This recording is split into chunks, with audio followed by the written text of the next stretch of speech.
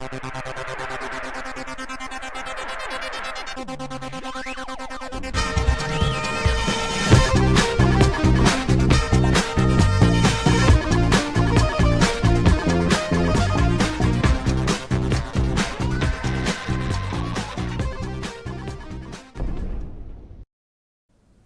guys, welcome back. This is Matt Chat, episode 411, featuring a look at the new remake of The Bard's Tale, Tales of the Unknown by Chrome Studios. Now, in conjunction with In Exile, with some help from Old School, these folks have gone back in, they've updated the interface, they put in an auto mapper, touched up a few quality of life issues of those games, and now it's available on Steam and GOG. Anyway, I've been dying to play it. I finally got the chance today to sit down with this thing for a while. Totally sucked in, but I wanted to share my thoughts with it and just let you know what I think, just in case you're wondering whether you should buy it or not, or whether it's right for you. Anyway, I think it's great, and we've got a lot to cover, so without further ado, here is The Bard's Tale Trilogy. And here we go, folks, with The Bard's Tale Trilogy. And I was thinking earlier today that Bard's Tale was the first game I ever bought. You know, my dad had a bunch of games, but I remember it was my birthday. I don't remember how old I was, but I remember going into Electronics Boutique and buying this. Even though we had a pirated copy, I wanted to have the box copy so I could have the map and the instructions for it, because I never could figure out how to get very far into the game. So I thought that was kind of fun. You know, it's kind of like I'm returning to some of my earliest memories of computer role-playing games here. Now, the little story about the game, this remake. As you might know, this started off being in the hands of Old School, Becky Berger, Janelle, and Jake Ways, and Susan Manley. And I've had all of those ladies on the show on Matt Chat. So I was really... I was really expecting that to be fantastic, but something happened. I don't really know. I haven't really delved into the muck to try to figure out what happened there. But for whatever reason, Brian Fargo decided to go with this company called Chrome Studios. It's an Australian company. And as far as I can tell, they are best known for doing these 3D platforming games. So, again, I don't know too much about the backstory here, but it doesn't really matter. I think they did a good job.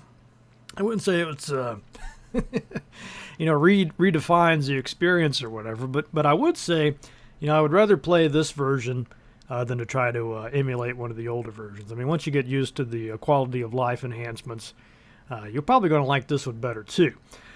Now, there is a legacy mode, but that is not dealing with the graphics. That just strips away all the changes they made to the interface. So if you do want to make your own map, you don't want to have the auto mapper, and there's a few other things like the way the inventory is handled, you can always use that legacy mode. This one is using some assets from a couple different versions. They said some of this is the Apple IIgs pictures, and I guess some of the other ones are from the Amiga version. Maybe they even looked at some of the other versions, but I think it looks pretty good. It takes a little getting used to, but I think this is a good compromise. I mean, they don't want to make it look too different, obviously, because part of this is the nostalgia and being faithful to the original series. And so I think they did a good job with that. And I really like a lot of the more subtle stuff that we'll get into with the combats and the sound effects and just little sorts of more subtle visual effects they put in there that make it a little bit more exciting, a little more visually appealing. So I think this was, I don't know too much about this studio again, but I can really tell they put some thought into, how can we recapture the original experience, what can be updated, and what should we just leave alone. So in that regards, I think they really succeeded. Even that screen there, you can see that sort of primitive animation harkening back to the 80s. Anyway, what I plan to do here, I just want to play maybe about the first half hour. I'll skip around a little bit to show you the dungeons later on, but I wanted to get into creating a party here with you. There is a pre-built party called the A-Team. It seemed like everybody I know just played with them. And they've got some great gear, and I think they're already level 2. When I first loaded up the game, I tried that pre-built party out. I don't know. I mean, to me, that's kind of takes some of the fun out of it. I really enjoy creating my own party, and right away we can see some of those quality of life changes. So if you notice, I'm just hovering over these professions, and it's giving me some pretty good information there about what they are. Of course, back in the day, you would have had to look that up in the manual, just like with the spells and everything else. Kind of indispensable. And there's a nice little touch there. We were rolling at the little dice coming out. I don't know why there's only 2 of them. Should there be 3 of them? Since it goes up to 18. Actually, yeah. So I don't know if they just took that dice animation from somewhere. There should be 3. Anyway. Yep, select the gender. And there we go. I think they've got some different portraits. I have to say, I'm going to have to rely on you guys that have played this on the Amiga or the Atari. Or the Apple IIgs. I'm not familiar with those versions. So I don't know what, Chrome Studios might have added and what they're just taking from those different versions. But I did notice some new character portraits. Yeah, see, that one looks pretty new to me. That's the female human warrior. Very nicely done. Now, let's see. Enter the new member's name. I kind of like what they did with this scroll, too. So they put some thought into making this interface look good. Sticking with the theme. A lot of space there. Okay, let's see. Humans, elves, dwarves, hobbits. One of the things that I was really wanting to try out, if you talk to anybody who played the first game back in the day, they'll tell you, whatever you do, don't put a rogue in the party. And a pretty useless character. And a lot of people have various strategies of, getting rid of the rogue or just not even including one. But I was reading some material about this remake, and they said that they had taken the rogue from the third game, which was a much better character, a lot more powerful. But they sort of retrofitted it to this first game. So you can, I guess the theory is you can play a rogue now and it'll be fine. It's got some critical hit chances and things to make it worthwhile to play. So I'm going to go ahead and put one in here. We'll try it out. Hopefully I won't regret that later. Man, I just can't get over this. The fact that they're only showing the 2 dice there. I mean, that is pretty cheesy. I don't make too big a deal about it, but crying out loud. It's making me crazy. Oh, God. Why don't you put 3 dice in there, guys? God! Freaking 2 dice! It's like they know you're going to notice that. I mean, help me out with this. So you care enough about it to put them in there. But then you don't put the correct number of dice. Ah, look at that. Oh, God. Okay. 2 dice. All right, I won't say anything else about it. Just keep re-rolling. We're trying to get some pretty decent stats. And I guess you could just sit there and roll forever. Let's see. Got Robbie. Who are we missing here?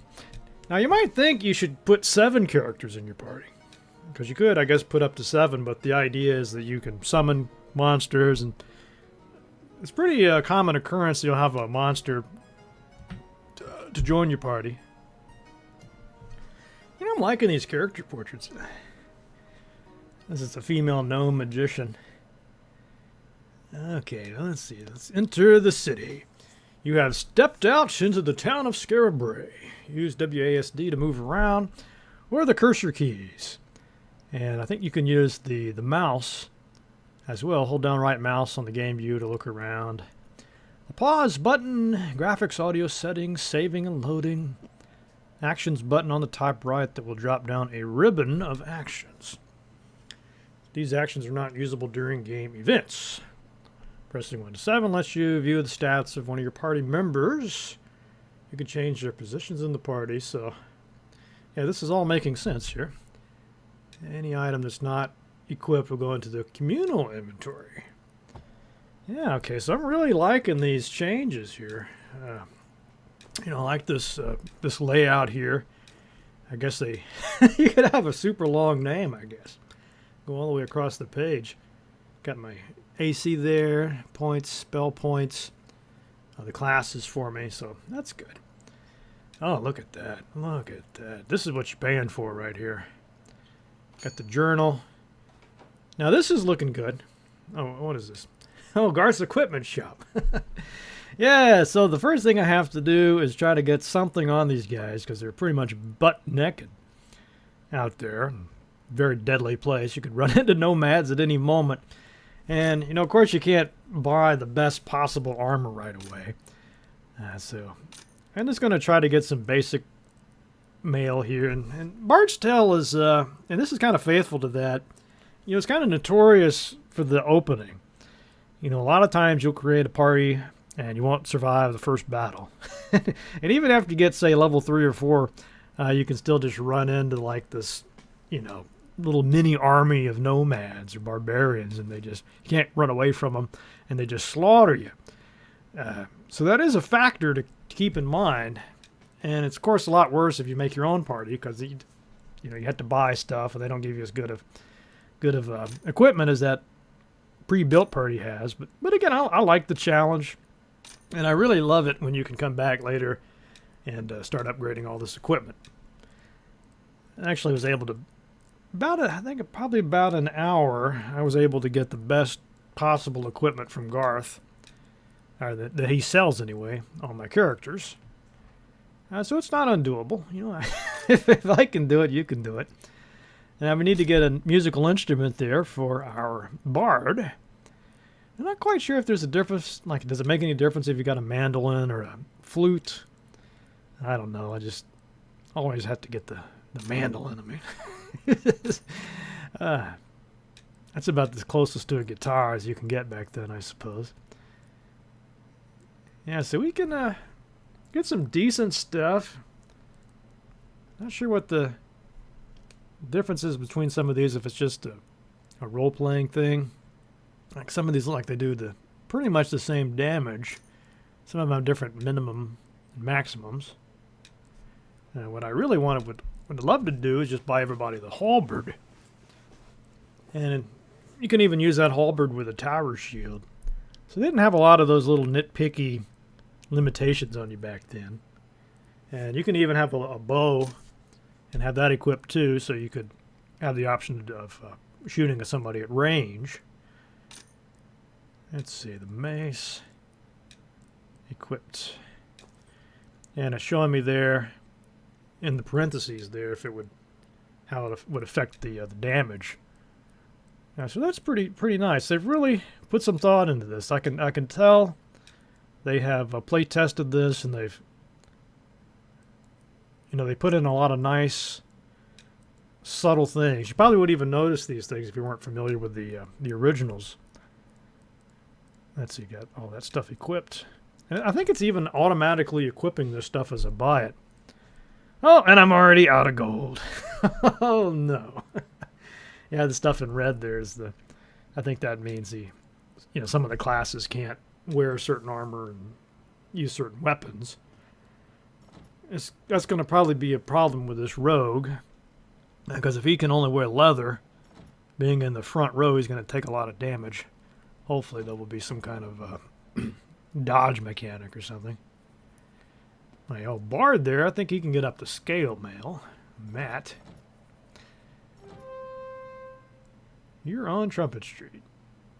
Yeah, I'm just loving this map. And there's our first battle. Your foes seem endless, their tales unknown. You face 2 orcs.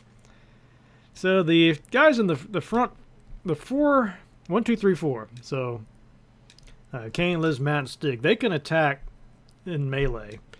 And the Robbie and Nomi back there, they either have to just defend or cast spells. I really like what they've done here with the combat. So it is still basically just text on the screen, but if you look over there, they've added some little particle effects, a little spark They got the appropriate sound effects for the different weapon types. They got, of course, a lot of grunts and groans. And I like the fact that, once you figure out these keys, you can really get through this quick.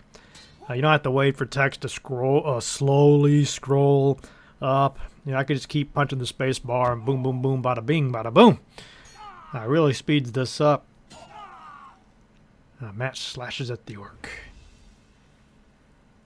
Hits for 6 points of damage, killing it. I'm kind of curious now if they've added or changed up any of this text in the game. I probably should have played the original before this. just so it'd be fresher in my memory. It's been several years. Okay, so I've already gotten some chainmail there. It's always nice when you can pick up items from the monsters, just go sell them. Now, one thing about this game is, unless you're willing to try to use an exploit, you will be spending quite a bit of money healing up. You can't just heal yourself like you would in most games. You can heal yourself in combat with magic, but usually what you're going to be doing is going to the temple and restoring your health that way. And that takes a lot of money. So you might want to keep that in mind. Have a little insurance money just in case you do run into a big battle and have to resurrect some characters, or get them down to like 1 health point. You really wish you might have had some kind of free health care in Skara Brae, because man, that is expensive. If you get any kind of poisons or withers, or what they call it, old. Yeah, I think the magicians can wither you. And yeah, you're going to be spending quite a lot of money, a lot of hard-earned coin just going there to those priests to patch you back up again. And of course, you could just save it and reload it all the time. But man, look at that. So I'm down to 9 coin. really need to start fighting some monsters and getting some wealth accumulated here. Now the good thing is you don't have weapons wearing out. That's at least you don't have to worry about that. Now there's a Nomad. Now these are the, I still have nightmares about these sons of guns, man. These are really, really tough. I probably should have just run even from that one guy. I see he's doing like 5 points of damage. Sometimes these will do 10, 12 points of damage. You work out the coin on that, and that's, it adds up, and you can't run away from them. There's some kind of trick with a hobbit I was reading about. So they were saying if you make a really lucky, or a hobbit with a high luck score, put him in the #1 slot, and then you can run away from just about anything. It just seems kind of cheesy to me to do, try to pull a maneuver like that. I kind of like to, role play it as much as possible. All right, so looking pretty good here. Oh, I don't know if you remember this too, but in the Bard's Tale, the Bards have some pretty cool buffs they can put on the party, and basically their Bard songs are like magic. But you have to go back to the tavern occasionally because his throat gets dry and he needs some more beer. And sadly, nobody in this world's ever come up with an idea of drinking horns or cuffs. So you have to go back to the tavern every time. At least I haven't figured out another way to get those songs back. And then the mage, the spell points will gradually accumulate. They'll come back as long as it's daylight. I guess it's solar powered somehow. So if you're down in a dungeon, those spell points won't come back. And the hit points, again, you got to go to the temple or try to, cast magic in combat. Now there is another one of those little tricks about the bard. You activate the bard song for healing, and then you just keep defending and defending. Again, I don't like that kind of gameplay. So I'm trying to play this as I feel like they intended it to be played. I remember when I was a kid playing this, my dad got upset at this. He saw me going around to all these houses and breaking in there and killing the monsters, and he thought that was he thought I was killing the people that lived in those houses, like I was the bad guy storming in there.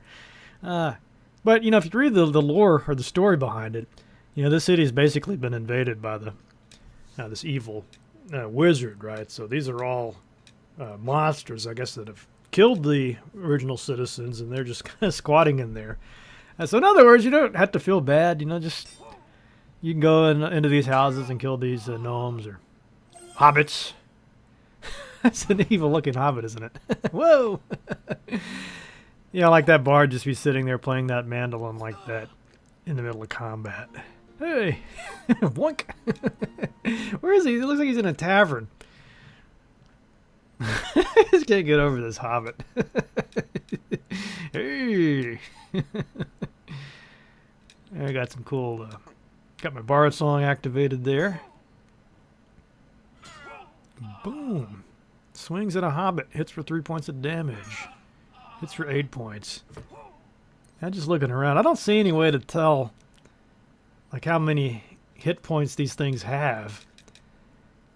It would have been kind of nice if they would have put a little health bar or some system. It's 8. I guess they must have about 10 hit points each. See, the party finds a torch. Yeah, so that's another one of those old school mechanics they wisely kept in place. So once I go down into the dungeons, I'll have to make a light somehow. If I got enough spell energy, I could use that, but you probably want to have a couple old torches and lamps, just so you don't have to keep using your spell power or your bard songs. So this is basically, most of what you'll be doing, at least for the first couple of, maybe first hour or so. You want to be going around this town. The monsters, I guess, are kind of gated to some degree. If you're just wandering around this initial zone, you might run into as many as 8 of those nomads and die, but that's about as tough as it's going to get. These barbarians are pretty tough too. But I think you probably want to be at least, we'll say level 3 or 4 before we start trying to go down into the dungeon. Otherwise, you'll just get swatted. And it probably wouldn't be a bad idea to stick close to a temple. Yeah. I don't know if it's necessary or not, but I was trying to go into every house, and I noticed that the map kept track of the ones I'd been in before. And a lot of these houses would have little tips from the Adventurers Guild in there. And then some of them would have items, so I didn't even have to fight anything. I would just go in there and find a mace or a torch. So I think it's probably well worth it to, explore each one of those. Let's see, empty house. Yeah, most of them probably will be empty, but now that I'm thinking about it, I'm kind of curious if you, there's a Roscoe's Energy Emporium. So you could pay to have your spell points restored. It doesn't seem worth it to me at this point, but maybe later on, if you've got more money than you know what to do with, you could just just go there and get a quick recharge, go back down the dungeon. Let's see, what was I thinking? Yeah, there's a little piece of advice. So cast a long-lasting bard spell right before entering a tavern. It's like getting a free spell. That's a pretty good advice. Generally, the more expensive the item is, the better it works. Yeah, so obviously you won't be buying powerful magic items from Garth. You have to find those in these dungeons. And really, too, you got to be willing to run away. I know it's kind of tough. I hate to have to run away, but if you're looking at, 5 of those dogs, they might literally chew me up, and if not, kill me. It costs so much to get your guys patched back up again. It's not even worth it. So just kind of run away if you can and look for these easy fights, at least until you can build up enough XP. And I always like the way this game does the levels. So I don't just automatically level when I get the right experience points. I have to go to this before this Adventurers Guild, and they'll tell me how much more XP I need, and then they will, give me the level that way, and if I have enough points. And they'll give you some random, I think it's pretty much random bonuses, Constitution point or Dexterity point, whatever. And then really the most interesting classes, to me anyway, are the magic ones. At the start of it, you can only make conjurers and magicians. They have their own different spell books.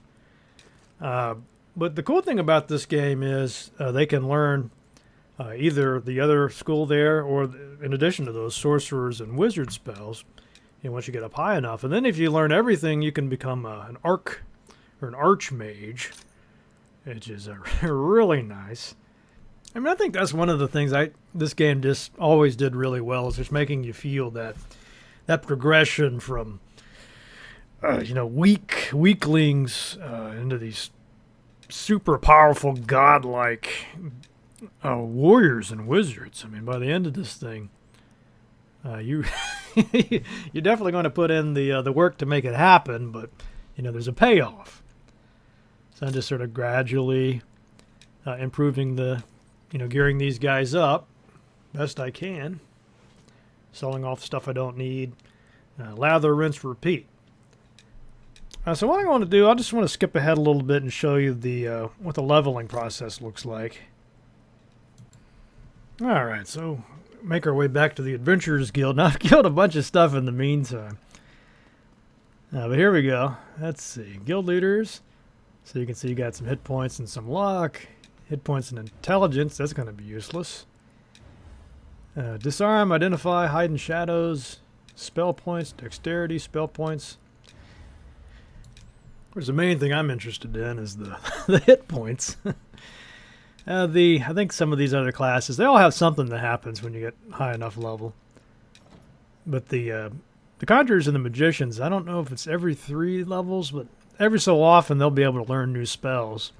And that's 1,000 gold to train, so it's another reason to try to save up as much money as possible. But I'm going to go ahead and give Matt some fancy scale armor. Maybe that'll help keep him alive. All right, so I'm just going to skip forward just a little bit more, and we'll check out that first dungeon, aka the wine cellar. All right, so the first thing I have to do is defeat this samurai warrior, who's apparently taken it upon himself to guard that gate. Go ahead and save it first. Let's see, guarded by a statue. Snarls of defiance. So the statue has come to life. Looks a little bit like Shredder. 10 points of damage, defends. I hope he doesn't kill me. Oh, I got him. Oh, easy peasy. I was expecting that to be a lot harder. Let's see, well, still kind of costly. Now, how do you like that little mini-map there? That's pretty cool, huh? The Dragon's Grog, 2 drink minimum. So, if you haven't ever played Bard's Tale, I guess this might be a little bit of a spoiler here, but they've been giving you some pretty big hints that you need to go to this tavern and ask for wine. And that'll send you down into the wine cellar, and then from there we can get into the sewers. Of course, first thing we need to do is get this lamp lit. Let's see. Get this going. There we go. Nice lighting effects on this. The air is musty with old wine. Now this is pretty early. I really probably should be at least level 4, if not level 5, to be down. I'm trying to do this dungeon. So I'm probably going to get my butt kicked. I just thought you might want to see what these dungeons look like, because that's really what this series is all about. Exploring the dungeons. And even with this auto map, there's a lot of little tricks, little tricky parts of it, kind of like the Legend of Grimrock. Things that will spin you around, teleporters, traps, you name it. And I see some doors here, but I thought I would just explore, but let's go ahead and go in there. Yeah, so here we have 3 orcs, 1 dwarf, and 4 dwarves at 30, I guess that 30 feet or 30 yards away. So I could try to use my bows. If I had everybody with bows, I could try to hit that third set of dwarves there. But they usually come at you, steadily advance, and that'll give you a little bit of time.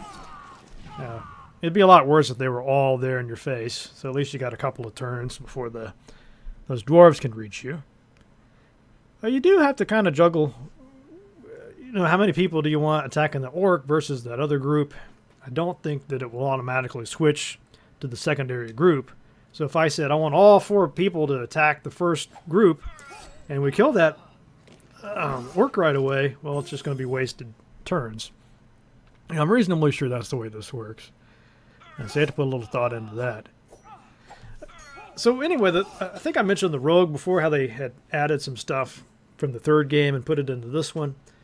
I think what they're talking about there is that the rogue can hide in the shadows, and then once he does that, he can attack next turn, and he'll do critical damage. And so I guess that's the reason to have the rogue around. It does work pretty well. Obviously, at this low of a level, it's kind of hard for him to hide in the shadows successfully sometimes. But he definitely got a lot of my kills were the rogue. So maybe it's worth it. He does have a big disadvantage with armor, but if he can hide in the shadows and pop out and kill tough creatures, it might be worth it. But anyway, I think you've probably seen enough. I mean, it is Bard's Tale. Obviously, there's a lot more, dungeons to explore. There's a lot of, spells I can get eventually and things of that sort. But really, what you're seeing here is a pretty good representation of the bulk of the gameplay. And I'll be very curious, what people that maybe didn't play this back in the day, if they're just now playing the Bard's Tale, what they would think of this. Obviously, if you really like dialogue and lots of story and lore to read, I'm pretty disappointed. It's pretty slim in that department. I mean, really, this is just all about the dungeon crawl and this turn-based combat. So anyway, what do I think about it? Just forgetting the original Bard's Tale for a minute, just what do I think about this remake? Is that worth your money, or more importantly, your time? Would you be better off just playing the original versions in an emulator? What do I think? And I would say I would for sure rather play this.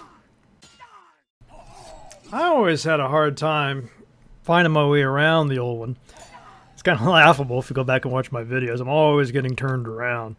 And this, it's got that auto map built in, and it's a pretty nice journal there. I like the way that it, tracks everything for you.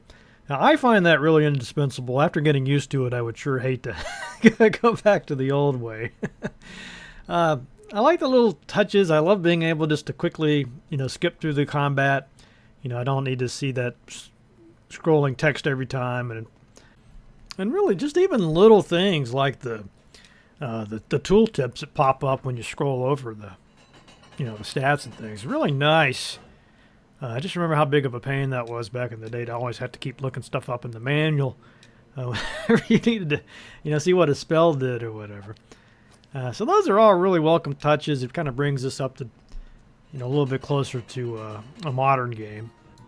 Now I wanted to show you this mode. I didn't even realize this existed. I've been playing it all day with that kind of crappy interface, and I got on Steam and was looking at some screenshots, and I saw they had this mode. It's kind of buried in the settings.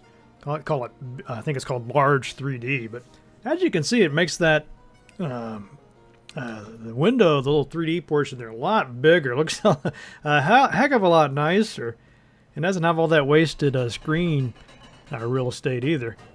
So I don't know why in the heck. This should just be the default mode for this.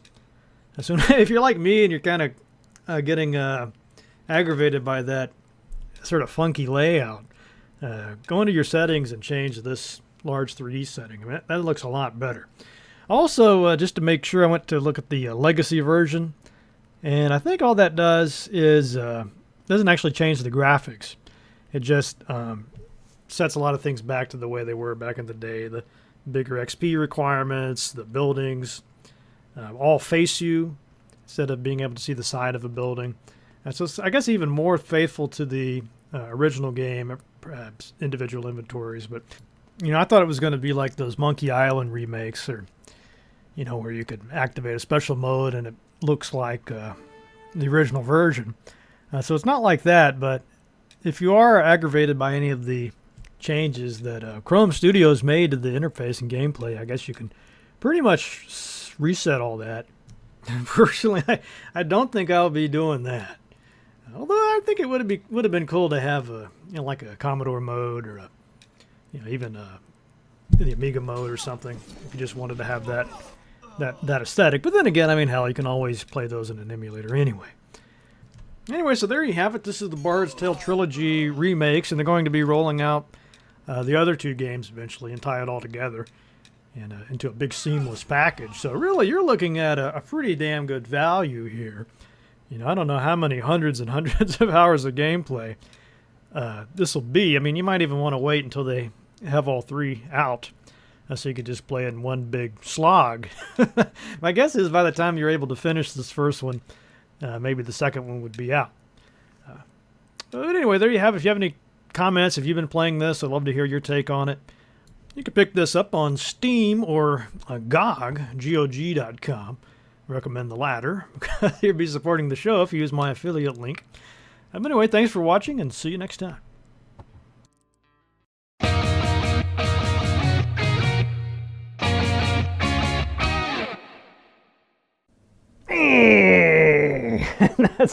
That's all for this week's episode. Hope you guys enjoyed it. Really sorry it's been so long since I did my previous video. I try to get these out ideally once a week, but I've been kind of overwhelmed lately with this book deadline. You probably know I'm doing Dungeons and Desktops 2nd edition, as I like to think of it, Advanced Dungeons and Desktops.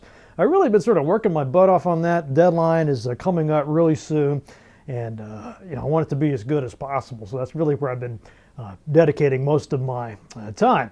Of course, I'm also a professor, and it's just the start of a semester, new semester, and there's a ton of prep that has to go with that. But anyway, I just want you to know I'm here. I'm trying my best to keep these episodes in production, and I really, really depend on you to make that happen.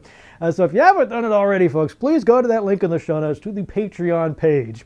All I ask is $1 a show, and you don't get charged unless there's an episode, so you don't have to worry about that.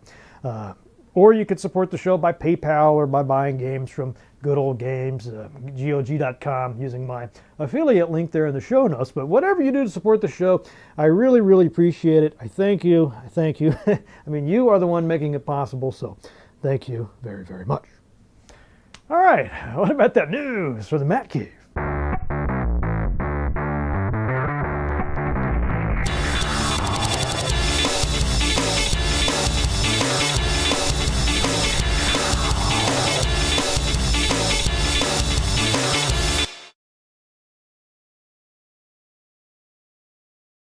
All right, a couple items here. Actually, Stig wrote in with a whole bunch of items, but I thought I would just give the RPG related ones for now. He also posted about a Gods remake and a crap. I should have wrote it down. I think it was called Project Hardcore. He had a couple really cool Amiga-looking platform games. I'll see if I can post some links to those. But anyway, I wanted to talk about his some of the other ones he sent in. This one's really interesting. It's Waylanders. This is a new RPG. It's inspired by Dragon Age Origins, and it's centered around Celtic mythology. Now, I was looking at it. One of the interesting things that this video has are these formation and phalanx attacks. That looks pretty cool. Might be a pretty fun way to, pretty good improvement on the whole group dynamics situation with that game engine. But anyway, check it out. Let me know what you think. He also sent this, a walkthrough gameplay reveal of Cyberpunk 2077. So this is obviously looking really fantastic. These guys are really pulling out all the stops to make this look really impressive. The game looks like a lot of fun to me. Like to know your thoughts on it. Honestly, haven't really been following this Cyberpunk thing too closely. Cyberpunk 2077. So if you have, I'd love to hear your thoughts on it. And then finally, Stig pointed me towards this. This is Dave Gilbert's project, of course, Wadget Eye Games. He's doing all those great point-and-click adventure games. But this one's an RPG. It's called Nighthawks, the Vampire RPG. He's on Kickstarter with this, trying to raise $125,000, and he's getting pretty close. It looks like he's maybe about halfway with this so far. He's got 18 days left on the clock. But definitely go check this out. He says he's inspired by a lot of things, but one of them was Vampire the Masquerade Bloodlines. A really cool game. I've covered that on this show before. It's a mix of a story-driven RPG and undead life simulation. So anyway, I'll leave it to you if you want to go check out this Kickstarter page, maybe pledge to it. I know Dave would be happy to have your support. He's a really great guy too, so go at least go check it out, and I think you'll like what you see. And then I also heard from Andrea Contado, and he wrote in about a book he's worked on called Through the Moongate: Richard Garriott Origin and Ultima. So if you watch this channel, that probably got your attention. So he's really gone in. He's talked to all the Origin folks. He's got Richard Garriott on board with this. Dennis, is it Lubet or Lubet, on board with it. They are going to be offering signed copies. I think, yes, with certificates signed by Richard and Dennis with this. So it's a Kickstarter project that he's it's very modest. He's just trying to raise $25,000 for that. Not sure what he's up to. I didn't write that down, but anyway, I think you'd really like to learn more about this book. So head over to his Kickstarter page and, again, check it out and support it if you want to see that book. All right, woo. I feel like the bard in that game, my throat is really, really dry. I can't sing anymore. What can I do? Maybe it's time for the ale of the week. Now, as you probably know, I'm a big fan of pumpkin ales. I always try it out if I see a new pumpkin ale. And this was one from New Belgium. It's a pretty big distributor. You could probably find this where you're from. It's the Voodoo Ranger Special Release Atomic Pumpkin. And so they've got this little Voodoo Ranger guy, a little series. I don't know quite what the story is behind that, but this is a pumpkin ale featuring cinnamon and habanero chili peppers for just the right amount of heat. So it's pumpkin with cinnamon and habanero chilies. So, sounds interesting. We'll see what it tastes like. Let's see, alcohol 6.4% by volume, so a little bit stronger than a typical beer, but not too bad. It's probably, I'd put that somewhere near the mid to high alcohol content. Let's see, and this is of course out of Fort Collins, Colorado, and Asheville, North Carolina. So anyway, let's get this thing open and see what it's all about. All right, so I got some of this Voodoo Ranger Atomic Pumpkin here in the rather excellent drinking horn. I've been smelling this, trying to see if I can pick up on all those ingredients. I definitely smell the cinnamon. Maybe a hint of pumpkin, but it's really the cinnamon that stands out. Let me give it a taste, though.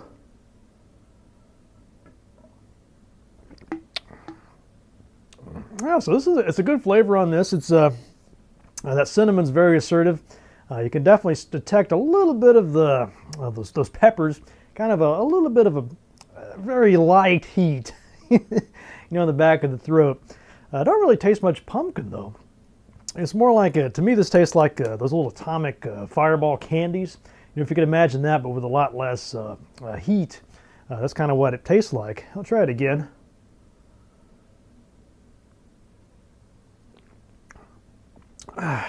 Yeah, it's okay. And I'm not going to say this is my favorite pumpkin ale by any means. It's kind of interesting what they were doing or trying to do with those peppers, I guess. That's kind of interesting. But it really just doesn't have enough pumpkin flavor. I'm kind of big on this. If you're going to call it a pumpkin ale, it really needs to have a powerful pumpkin taste to it. And with this, it's just more of that cinnamon, sort of hot cinnamon. So I don't quite know what's going on there, but I guess if you love that kind of flavor, you would like this. But for me, looking for something with a lot of pumpkin flavor, not so much. So I think I'm going to go maybe 3 out of 5 drinking horns on this. It's not like it tastes bad. It's just, again, for me, I would want more of a assertive pumpkin flavor in a pumpkin ale. So I'll go 3 out of 5 on the Voodoo Ranger Atomic Pumpkin. So let's wrap this up with a quotation. And I was looking for quotes about bards. There's actually quite a few really good ones, a lot of poems about bards apparently. But I really like this one. It's by Ralph Waldo Emerson. It goes something like this. Olympian bards who sung divine ideas below, which always find us young and always keep us so. So ponder on that and see you guys next week.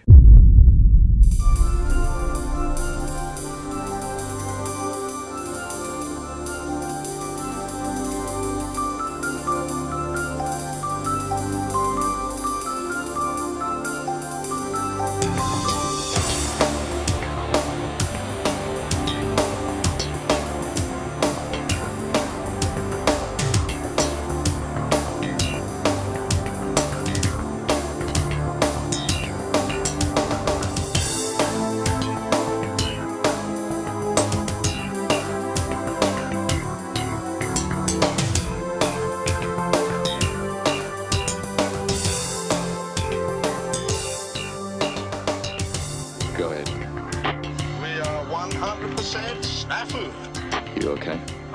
Nothing a year in the tropics wouldn't fix. Much damage? You should see the damage, Bronze, huh? Metal damage. Brain damage, huh? Are you listening, Bronze?